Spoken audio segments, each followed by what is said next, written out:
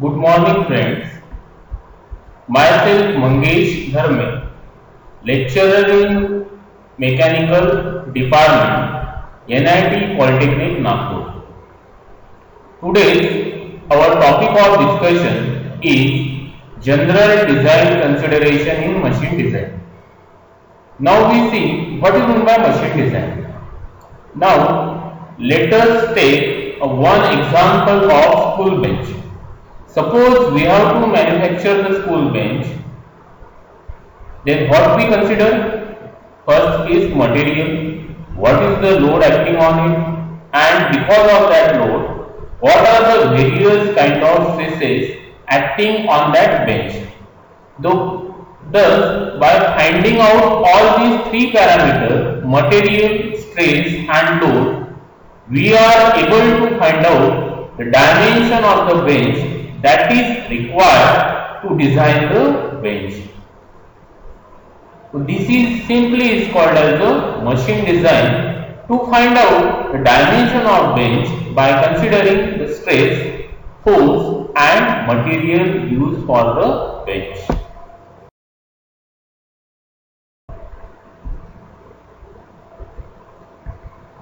Now we see which are various design consideration in machine design. The first step is type of load and stresses caused by the load. Second step is motion of the part or kinematics of the machine. Third step is selection of material. Fourth step is form and size of the part.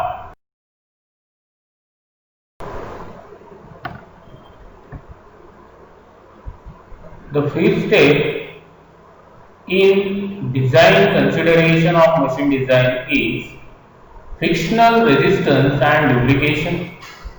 Sixth step is convenient and economical features. Seventh step is use of standard parts. Eighth step is safety. The ninth step in design consideration is workshop facilities in which we are manufacturing the different machines. 10th step is we have to consider the number of machines to be manufactured in the workshop. 11th step is cost of construction and 12th step is assemble the different machine part in the workshop.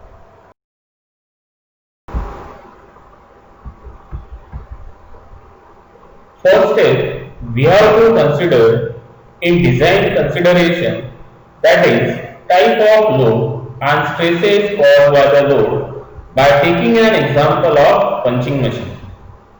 As shown in figure, when force is applied from top of punching machine, type of load acting on punching machine is compressive and stress created on punch and paper is crushing and shear that we will look from the following diagram.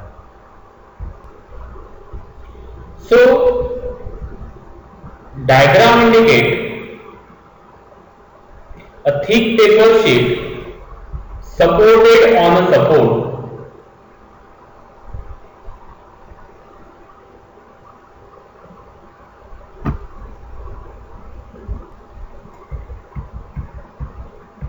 and force is applied on thick sheet of paper by punch from top. So, equal and opposite forces exert by paper sheet on punch called as a compressive force. Because of this force, there is a contact between thick sheet and punch, so at area of contact, that is contact area of punch will circle between thick paper and punch, so crushing stress will be developed at the area of contact of punch and the thick paper sheet. It is indicated by the formula, that is crushing stress is equal to F upon pi by 4 into d square. Why there is a area pi by 4 into d square? Because size of the punch is a circular and the circular area contact with the thick paper sheet. That's why the area is a pi by 4 into d square.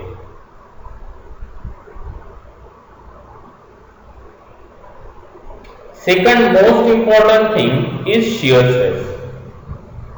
When again we are increasing the force, thick paper will tear as shown in figure, and around the circumference of the punch the shear stress will be created.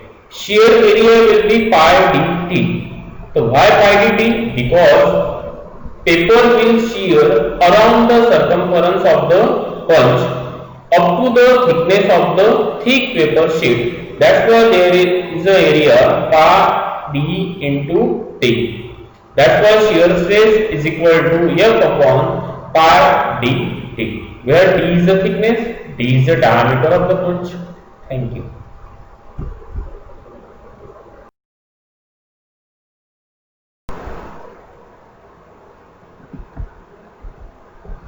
Second step, we have to consider motion of the parts or kinematics of the machine by taking an example of punching machine. The motion in various machines are linear, translatory, reciprocating according to the need. But as shown in figure, when force is applied at the top of the punching machine, the motion is translatory. Why translatory? Because when force applied, the punching machine paddle move in the downward direction, and because of the spring action, again paddle will move in the upward direction. That's why it is called as a translatory motion.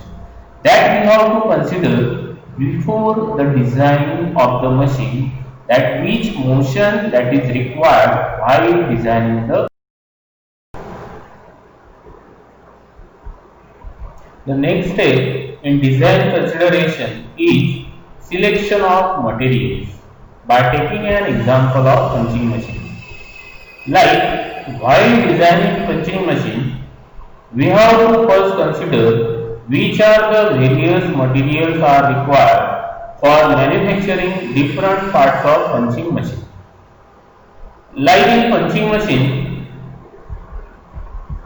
we need plastic as a material for making the collection tray, then alloy for making the other parts of the punching machine, so that it will sustain the force applied on it without failure. That's why the selection of material is very important step while designing the machine.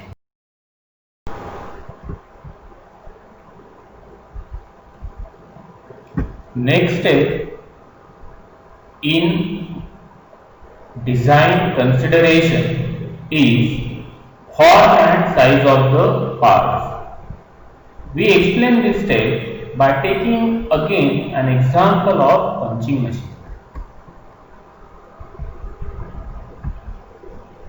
When force is applied at the top of the punching machine, then what happens? Some material of the paper will be removed when we are applying the force. So like circular shape of the punch with the help of which we punch on the paper is called as a form, and the diameter of the punch is called as a size. So we have to consider what is the form and its size before designing the punching machine. So that is also very important step while designing the machine.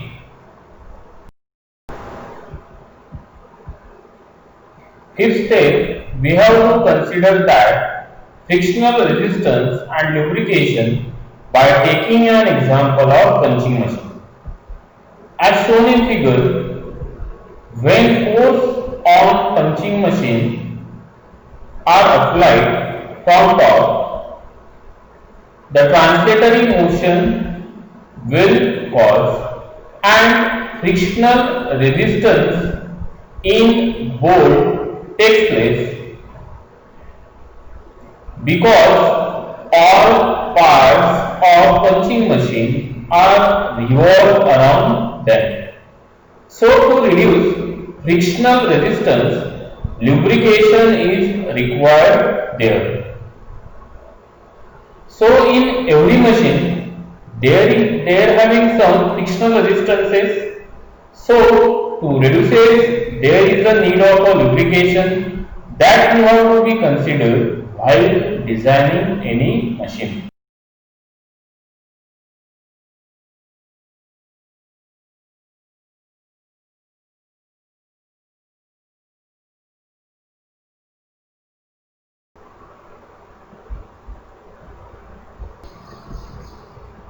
Sixth step, we have to consider that convenient and economical features.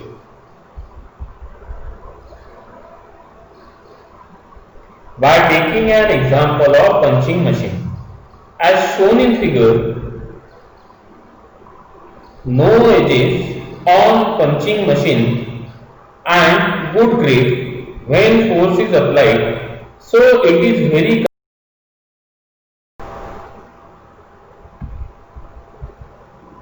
Seventh step, we have to consider that use of standard parts for good performance by taking an example of punching machine.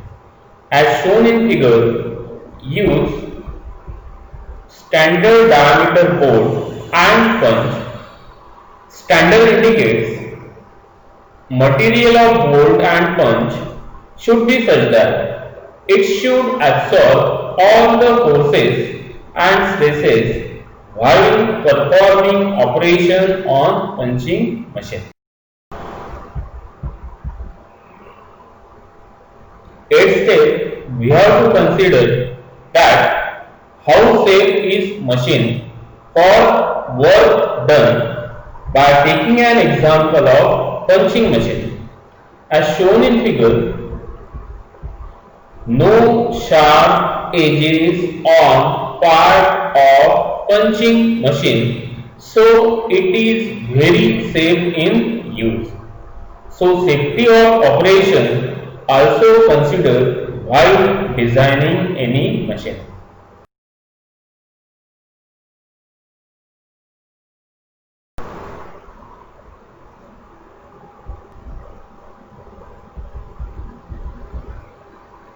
Ninth step, we have to consider workshop facilities by taking an example of punching machine.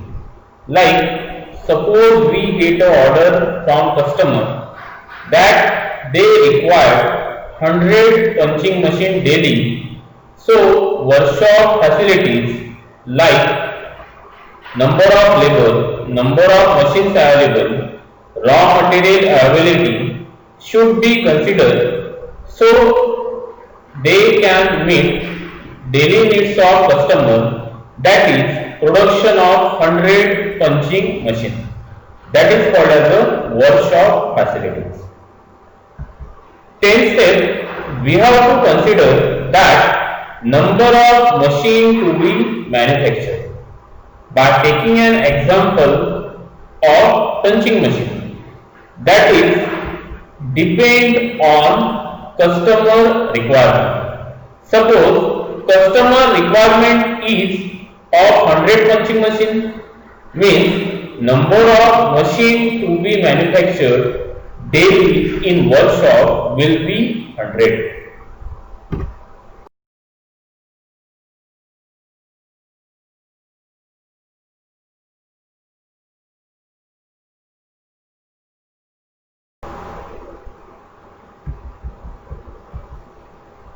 11th step, we have to consider that cost of construction by taking an example of punching machine. Example, cost of one punching machine is 100 rupees. It includes all man, machine, raw material cost. That is nothing but the cost of construction of one punching machine. The 12th step, that is called as the assembling. By taking an example of punching machine, like manufacturing different parts in production department and assemble all parts in assembly section of industry, that is nothing but the assembly.